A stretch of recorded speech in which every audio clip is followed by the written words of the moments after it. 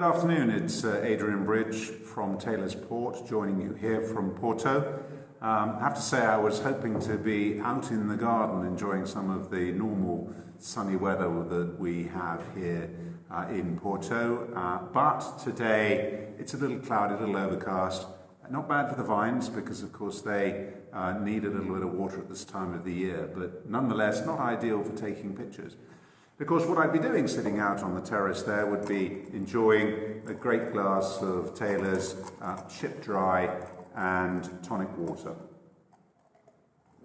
Today, what we're going to be doing is talking a little bit about port cocktails, and I'm going to be joined on the line by Andy Seymour, who is going to give us his favourite cocktails. But before I do that, I just want to show you perhaps how we do a white port and tonic, or a Taylor's chip dry and tonic here in Portugal. So, a couple of stones of ice, bit of the Taylor's chip dry.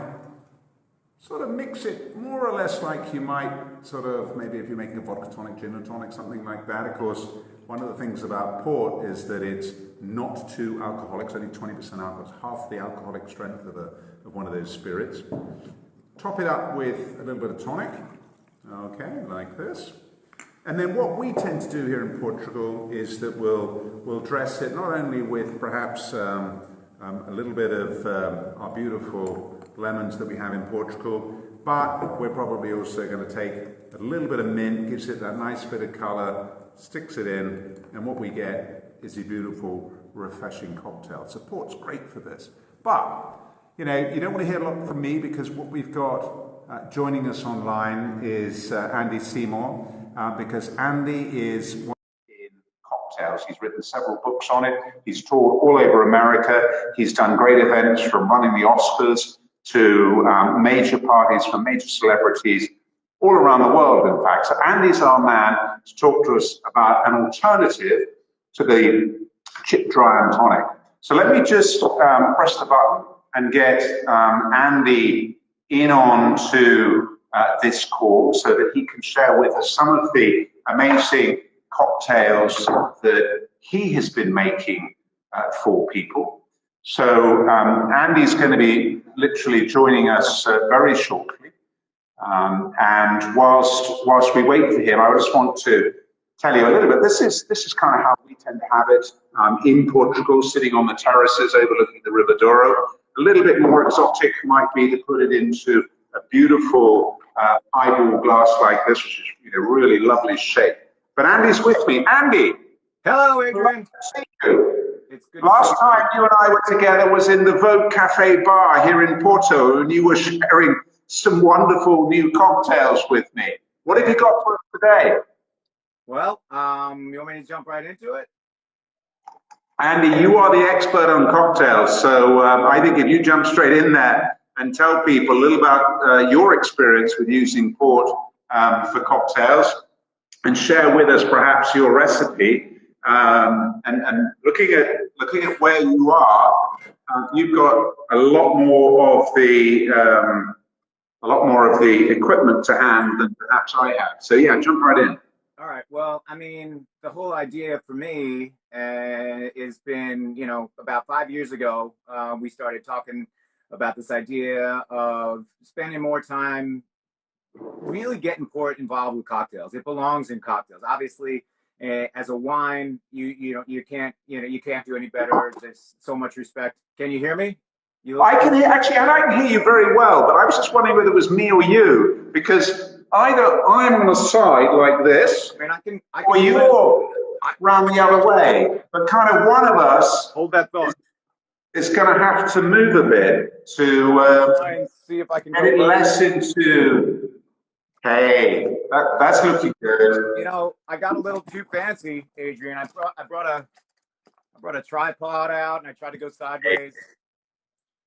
Yeah, now that's perfect. We're now both in the same plane. It means we don't have to stop drinks by having them at an angle. It was confusing. I was confusing myself, but I'm used to that, so it's going to be okay. All right, so you can hear me. I'm now, facing the same direction, so everything's good. No, I mean, I feel really fortunate because, about 5 years ago, started doing work with you, with Chris Forbes, and with the amazing team from the Fladgate partnership, talking about the fact that, as well known and as truly respected as Port has always been, there's definitely had been an opportunity to find more ways to do it in cocktails. And like you talk about, the chip dry, or, white port and tonic being such a classic in Portugal. So easy. First of all, that drink is magical, delicious. I believe we consumed a responsible amount of them while we were in Portugal. Maybe just past responsible, but in a good way, in a healthy way. I would quote a friend of mine who sometimes says that we occasionally became over refreshed. If there's such a thing.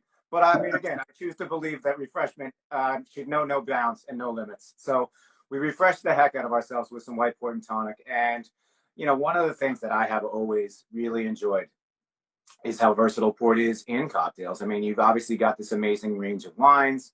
And what we've been doing over the last, again, 5 years here is kind of taking our tour around the States and just, reminding bartenders. It's like, again, I'm not telling anybody anything that they don't know when I talk about port and cocktails. It's just, there's so much going on in the world of cocktails right now. And port, I think, kind of fell into that category, with some others that tons of respect, know it, don't maybe know as much as I could or should. And therefore, don't always think about it. And what we were trying to do is push it a little bit more front of mind, because again, so many delicious styles of wine to choose from. And that's what we as bartenders love to do, is just find different ways to bring flavor, find different ways to bring, exciting ingredients and things that are unique. And again, one of the nice things about port right now is that it's still got a little bit of a unique quality to it. When I walk into a bar and I pick up a cocktail menu and see port on that menu, I'm super stoked because I know what I'm drinking. But B, it's cool to start to see a little bit of that momentum happening behind it, and bartenders starting to say, oh yeah, this is something I can get into my repertoire. And white riffs on white port and tonic, I'm seeing quite a bit, especially as it starts to get warmer here in the States. That will be a drink that people are drinking if we ever get back to go back to bars. And we tend to have this with, like this, but we tend to have it with some olives and some, salted almonds, and it's a great thing sitting on a deck, kind of watching a sunset, with a very refreshing white port and tonic. But you've got some other stuff for us. So. I got stuff for days now. We did a drink, and it continues to be one of my favorites. There's a kind of a drink. There's a drink called the Dunlop, which we improved by kind of flipping it back around in taking the idea of rum as sort of the base in kind of a Manhattan style variant, and flipping it around and putting the port up front. So we're do a tawny port. We've done it with some different ones. I thought I was going to do the Taylor 10-year, and alas, I only had 20-year tawny. What are you going to do? Hey. Sometimes. How you suffer. So a little bit of again, any amazing tawny port will do. But just do a little bit of the 2 ounces of that into my mixing glass. See, can't see all the things I'm doing. I got to build on a higher surface. Hang on, Adrian. Okay. I have a plan. I don't know what my plan is yet. We like a plan. The plan is good. Sometimes you gotta have a shoebox. You gotta keep a shoebox behind the bar. Hey, it happens. This was a shoebox I prepared earlier. Here it is. Exactly. I was like, what should I do with those shoes? I'll put them under the bar just in case. All right. So we got 2 ounces of that. We'll do an ounce of aged rum. I often do an agricole rum. But to be honest, through the magic of television, I left it over there, and I didn't want to run off camera. So I grabbed what was nearby, which is a little bit of the Santa Teresa Gran Reserva. Now that's the advantage when you've got your experience, Andy, that even if one ingredient's on the other side of the room and you can't run off camera, you can kind of immediately make it up with something else. The good news is I got a lot of stuff back here. It's just anyway, I didn't actually nail it. I also need some bitters. So I'm gonna go behind me. And of course the bitters I'm looking for aren't there, but They're in the shoebox. It's okay. It's a well-stocked bar. It's just not well-stocked for anything that I need right now. So we're going to put a little drop of the, give a shout out to our friend Lauren Moat, little bitter sling. They're Moondog bitters. Sometimes I'll do like a mole bitters.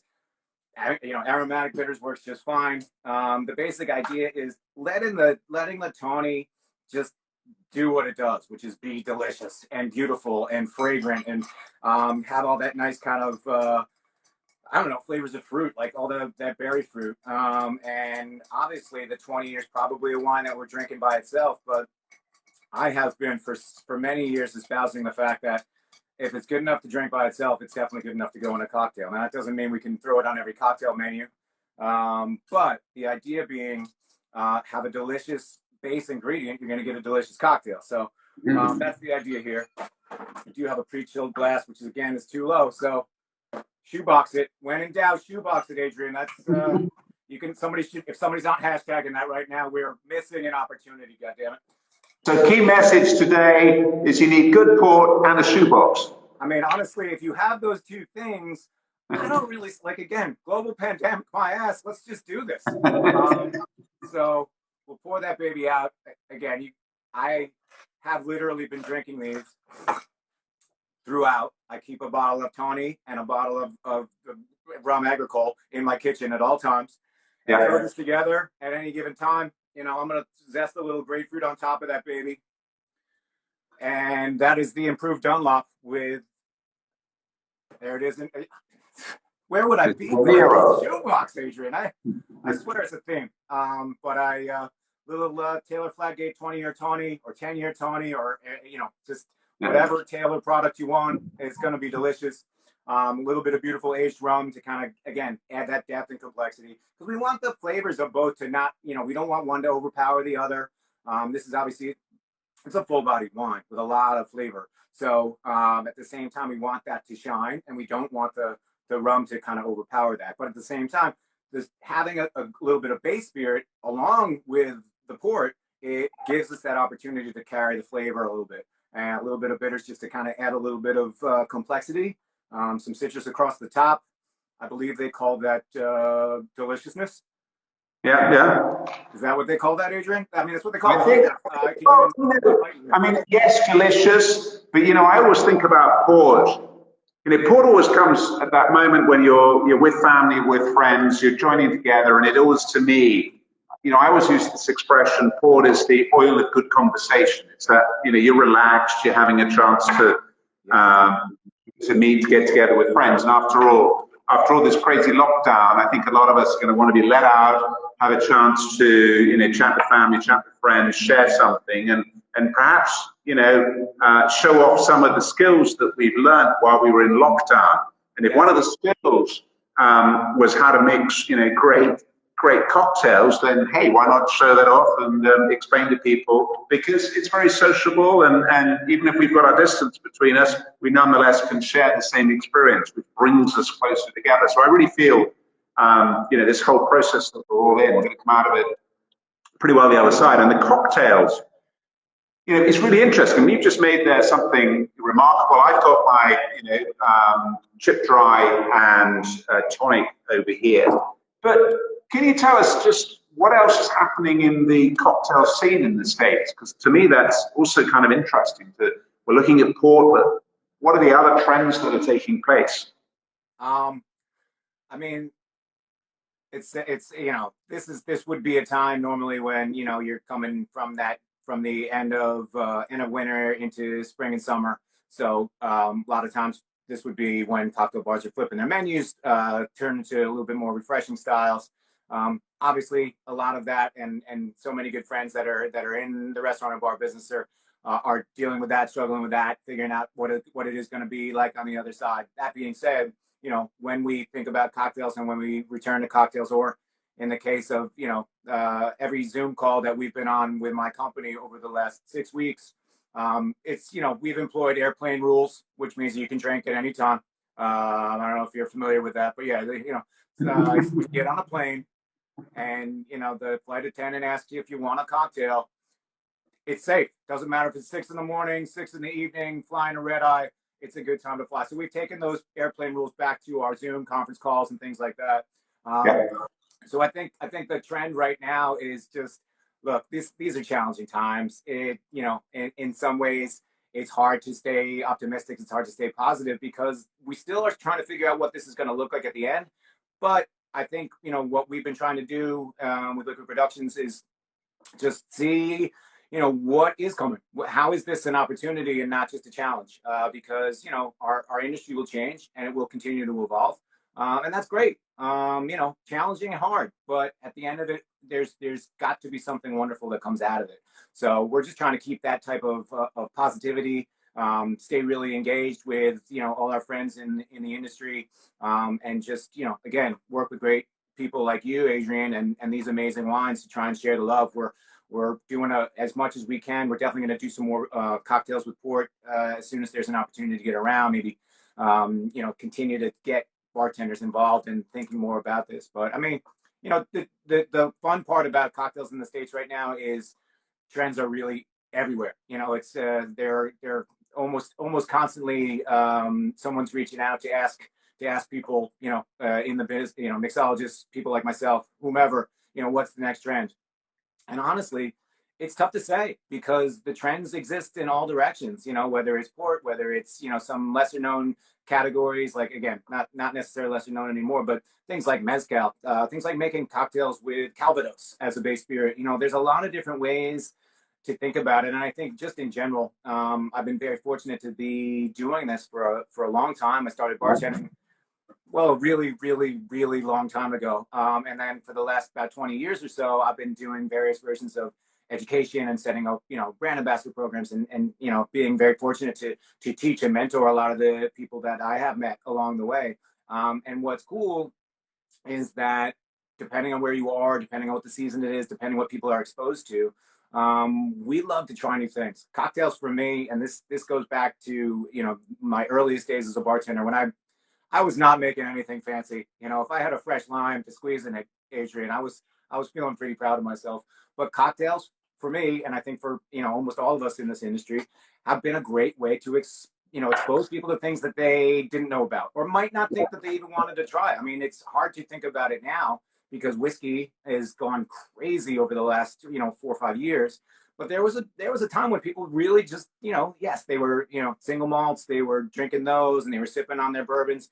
And yes, they were always whiskey drinkers, and Manhattan's always been a delicious cocktail, but it was not necessarily something that everybody gravitated to the way they do now.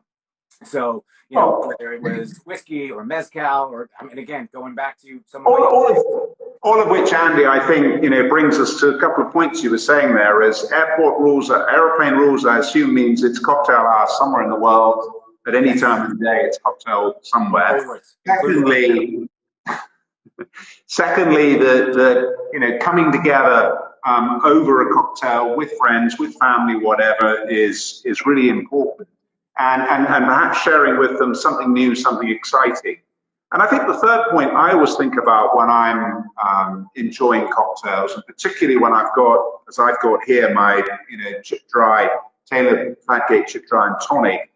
For me, this is about hot evenings in the Douro, in the intense heat, watching the vines kind of slowly maturing, ready for the next harvest.